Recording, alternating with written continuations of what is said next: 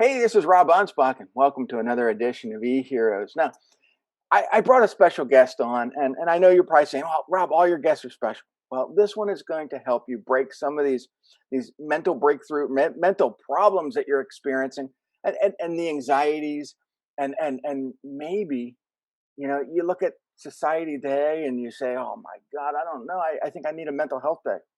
Well, I brought this guest. Her name is Jen Macquarrie, and she's not only an energy coach, but she's going to help you break through these negative habits and help you have awesome mornings to wake up to. So welcome, Jen, and thanks for being here. Thanks, Rob. Thanks for having me. I appreciate it. Glad to be here. Now, Yeah, go ahead. yeah, I was just going to say exactly what I do is energy and productivity coaching. And it really is a big part of my focus is helping people start their day off right. So it's Right. their morning routine.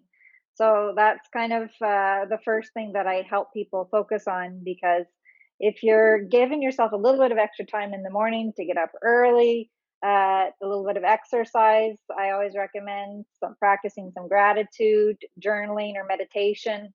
That really changes the your outlook and the remainder of your day because it's changing your mindset, and Yeah. your mindset, of course, is affecting everything you do throughout the day. Well, And I stumbled upon this habit myself.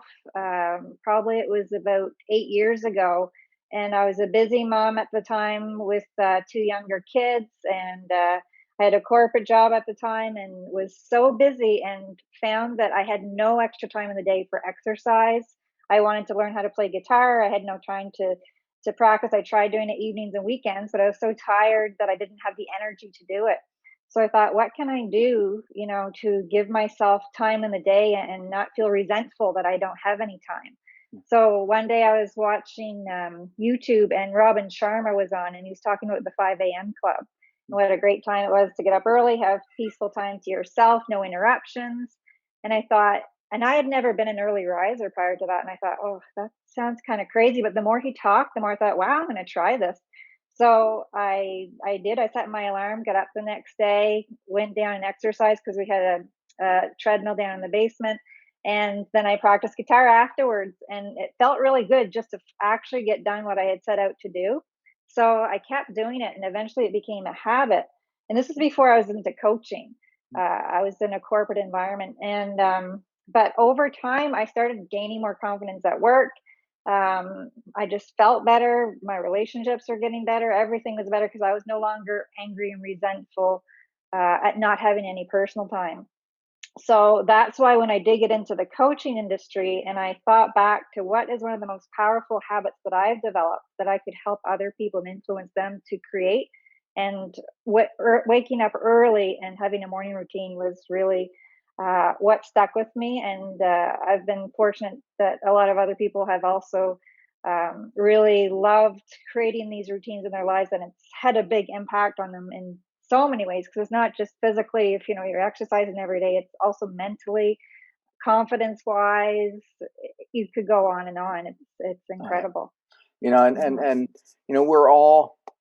we all are strapped to our phones, and that's great. The Mhm. problem is, I've been doing this a long time. Is instinctively first thing in the morning, I go to my phone to see what's going on in the world.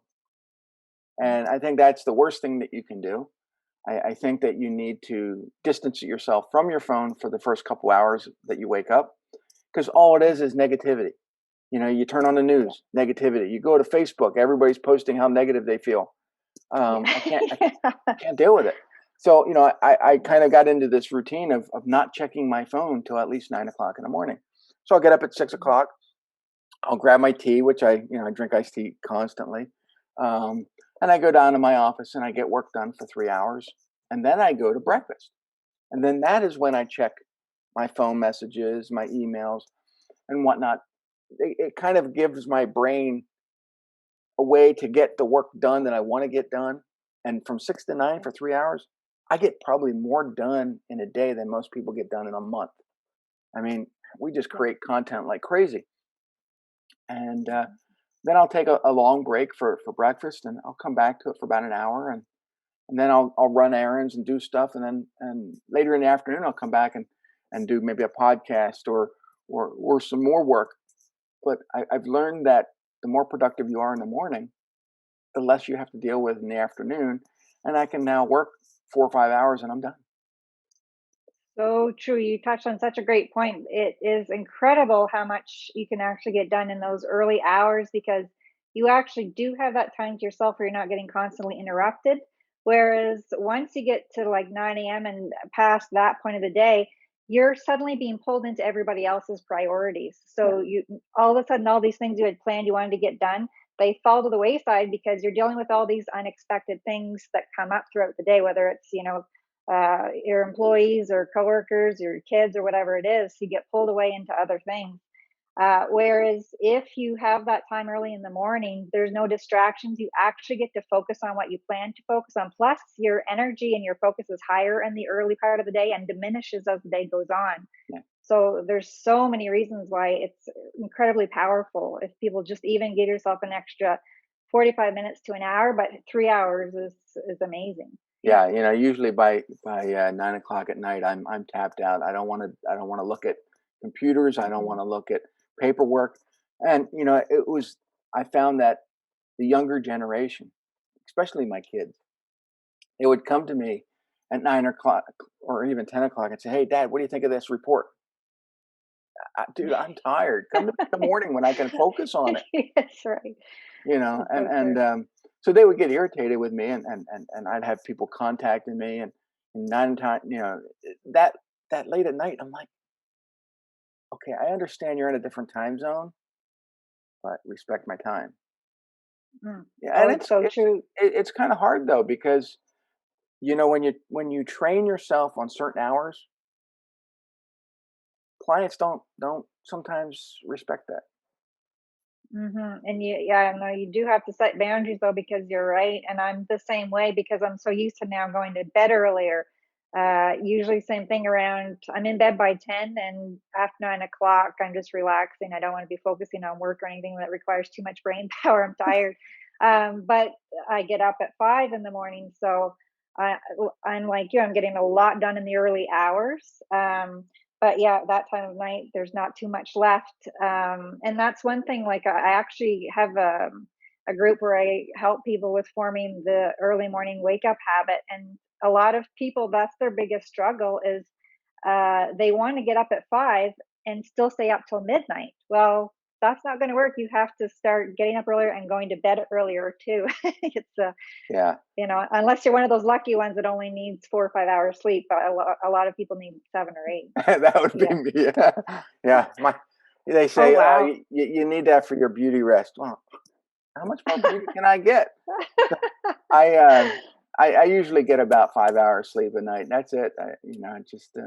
But I do. I go to bed 12 to 1 in the morning, and then get up Wow. at 5 or 6 in the morning, and You are rare. but if I get up any later than that, my routine is not only totally off the wall, but my brain is trying to figure out how do I cram all the information or all the activity I wanted to do when I should have gotten up, and then I get nothing done. That's the thing. The days that you don't get up early, and a lot of people I've worked with say the same thing. They can't believe you feel like you're trying to catch up the rest of the day when you Yeah. don't have those few hours in the morning. You really You know, notice it. and, Yeah. and and one of the things that I think by getting up early every day and getting my work done, when I go on vacation with my kids, let's say to Disney World, most of the parks don't open till 10 o'clock. I've already gotten my work done in the morning. Now I Mm. got the energy. I got everything that I wanted to get done during the morning done. I can focus on having fun with my kids, and then when we come back from the parks in the evening, anything that I needed to finish up, I can finish up, and it's done. And so getting that morning routine going and kind of you know uh, scheduled, I think is the key, and you have to make that a habit. Yeah, and the other thing that I love about it is I also love working with people on their mindset. So yeah, another thing that I'm passionate about is helping people with their mindset. And what I noticed is a lot of people do seem to be there's so much on automatic pilot and not focused on what it is they want to create or knowing who they are or who they want to be, because they're so influenced by, like you said, the negative social media and all the external influences. They're not taking any time to go within and know what do I want to create, who am I, who do I want to become. And unless this is it's such a perfect time in the early morning, again, because you're not being distracted and being pulled into everybody else's priorities, for you to figure out who are you, who do you want to be, what do you want to create, and it really starts to open up that space for them. So people will come to me wanting to have a morning routine for exercise. They want to lose weight, right? Like that's a common one, and I can help them with that. But I like getting to stuff that's even deeper. Like I can help them with way more than that. And it ends up helping them with their mindset and their self beliefs, who they think they can become. And then they start achieving bigger things. So it's tied to so many positive aspects about life that it's incredible. Oh yeah, and you know, before we started recording, I always, for the audience, I always kind of ask a little bit of questions, and Jen and I touched on the whole social media thing, and I love social media, but I tend to think that right now in the age that we are, that so many people are on social media, and they've been given this ability to cast their voice. And I like being able to empower people to cast their voice, but the problem is that all they want to do is whine about what's going on in the world.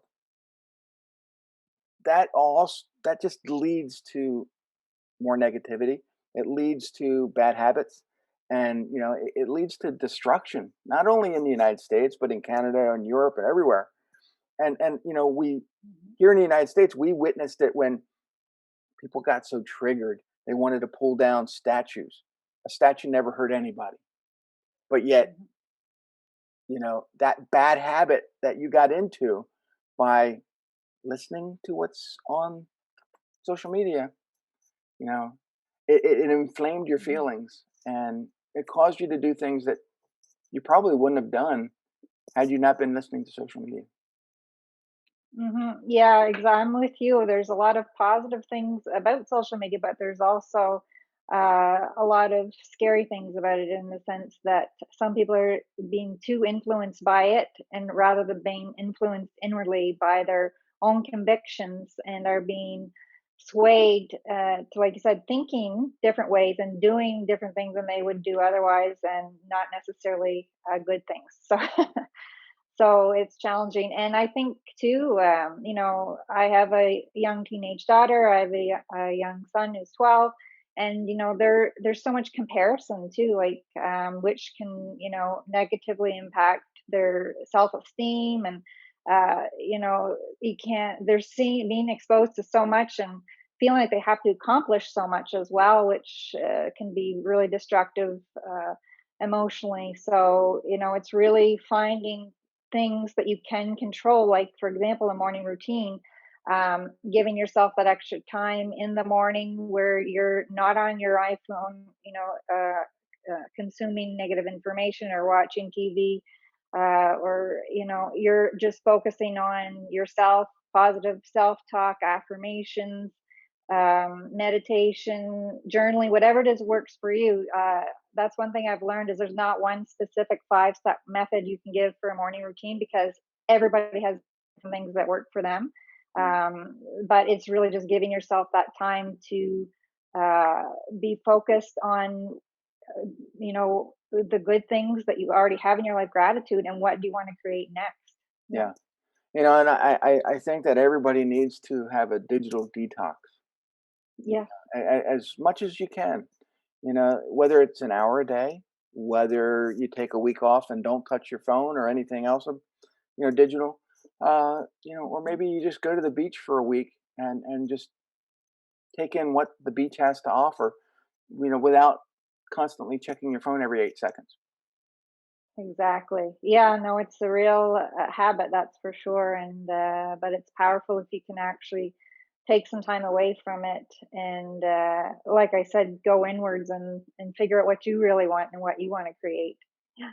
So, I know that you mentioned that, you got started and the things that influenced you, but was there outside sources like books or programs that kind of made that decision for you to take this further? So I've always loved reading, and I mean, when I was younger, and my background when I went to university, I studied psychology. So I've always been interested in human behavior, and always interested in helping people. So I had never even heard of coaching other than being like a baseball coach or sports coach until I guess it was probably about 7 years ago. And then once I heard about it, I was like, wow, I'd be really good at that. I think I love helping people. I love sharing information with them and guiding them and supporting them become their best selves. So I started seeing people. There's a girl who lives near me named Janelle Frazier. There's another coach who lives near me named Mark Mawiney. I started seeing these coaches that lived near me that were doing exactly what I could picture myself doing. And they were on social media sharing positive information instead of negative information and empowering people to grow their businesses, to become a better version of themselves. And so that really appealed to me. So once I saw that that's a possible thing to do, to actually create a business helping people and encouraging them to form better habits, I took a course actually from Janelle, and I hired Mark as my coach, and the rest is history. But you practice what you preach, and I've seen so many positive things that you've shared on Facebook. And now I'm not a big TikTok fan, but I know that I think you are. Um, but I've seen you preach about running. I've seen you talk about guitars. I've seen you share positivity constantly, and people are like flooding your Facebook with go Jen and thanks a lot, and you're just brightening their day, and it's just amazing. Thank you. Yeah, I love it. That's for sure. And I want other people to start noticing more about what is good in their life and what do they want to create and really focusing more on the positive because like we said, we see a lot of people focusing on the negative and really limiting who they can be and what they can create. So, yeah, it's fun. But you've created like a group on Facebook, and I know that Yes. there's so many groups on Facebook. So why is yours different? Mine is different, quite different, because it's focused on helping create an early morning routine and developing better habits. So it's called Peaceful Morning. So you can go to Facebook groups. I love Peaceful Mornings, and I have, for example, 5 a.m. challenges. We have another one starting in February, and everybody, doesn't matter what time zone you're in, it's like an accountability group. You can post a good morning or a positive quote or your morning routine, anything you want to share at 5 a.m. in your time zone. And I keep track of the month of the people that actually go the full month, getting up every day at 5 a.m. and posting. And I tell them for the challenge, post and then get off and do your routine. Don't stay and get in a rabbit hole in Facebook. But it's just a way that I can keep people accountable all over the world. And then at the end, for the people that actually made it the whole time, I even offer prizes to them, gift certificates. So it's just fun. We motivate each other, get excited, and it helps people to actually form that habit because um, by repeating the same behavior over and over, eventually it becomes automatic. But some people have a hard time doing that on their own, so it just gives them that extra support. Do a Yeah. lot of people make it through the course? You know what? By the end, no. There's usually 40 to 50 that will start, and by the end, there's a handful, what, 5 to 7 usually, that make it through the whole thing. Wow. And Yeah. that's kind of how New Year's resolutions are. You make all these promises to yourself that this is what you're going to do, and within 3 or 4 days, you've already broken half of them. By the end of the year, you haven't done any, and then they make these resolutions all over again. Yep. Instead of doing that, why not follow Jen on her course? Start getting into routines that form a habit, Mhm. and those resolutions that you're making to yourself are going to make it so much easier when you have that habit in place, to be successful. Exactly. Even starting what seems like a smaller habit like this, once you see the success and actually form that habit, it gives you the encouragement to continue and to form other habits as well that are good for you. So Right. it has a ripple effect. For me, it was getting to that point a couple years ago where I felt that anxiety was just too much. I was overloaded with customers. I had, it was just I write books for clients, and I think it was 2017. I had written 4 books that year, and I felt so much pressure, and I just took a step back and said, it's not about working more hours; it's about working less hours. And in order to do that, I have to form these habits that are going to get me to not be so anxious and stressed, and by doing so, now we are so ahead of the game when it comes to marketing. I mean, we have almost the whole year planned out. We have Wow. more books that, I mean, I'm writing my 30th book now. Some of them Wow. I've That's I've amazing. written for clients, some of them for me. But I started writing in 2013, so 8 years, 30 books. That's a pretty good That's thing. impressive. You It know, is. Wow. when you think about it, you have to have habits, good habits, Mhm. in order to stay productive. And and Absolutely. And and focused. well, I call it hyper focus, because when you get up at six Yeah. o'clock in the morning, and then, well, get up earlier than that and get into your office seat at 6 and work till Mhm. 9 and get so much work done in 3 hours. I mean, I'm basically compressing 8 hours worth of work into 3 hours. And Definitely. you get so much work done. But the whole thing Yeah. is to create that habit so you can be hyper focused and not let outside distractions bother you. Yeah, exactly. And you have a much better fighting chance earlier in the morning. Most people do than later on in the day. Yeah. Yeah, yeah. So it's how do people get a hold of you? I know that you have the group and you mentioned the group, but is there a website or anything that you want to send them to?